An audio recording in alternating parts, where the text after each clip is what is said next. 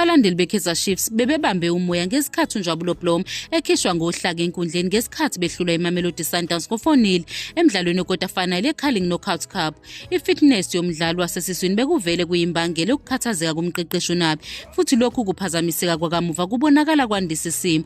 uBlom obuyele eqenjini lamakhosi ngaphansi kwesandla somqeqeshi uNasruddin Nabi uthwale kanzima ukuze aphinde abe umqemane ngenxa yokungabibikho kwe-pre-season. Yize eqale imidlalo emithathu nokuvela kabili ebambele, ukusebenza kwakhe kuphazanyiswe ukungabi nokuqina ngokomzimba. Njengoba ekhishwe ngohlaka kude nenkundla, kube sekukhula uvalo kumaGlamour Boys, kodwa-ke kuphinde kwavela izindaba zokuthi ukulimala kukaBlom ubebanjwe ijaqamba kanzima, okulethe ukukhululeka eklabhini nakubasekeli bayo.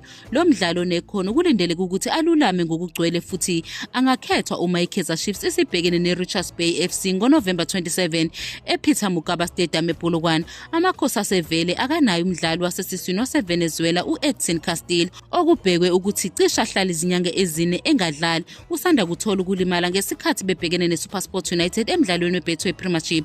Owayengumdlali wasesiswini kuKaizer Chiefs uReneilweLetsholonyane ukholelwa ukuthi lo mdlali weBafanaBafana akakafinyelele ezingeni lakhe liphelele.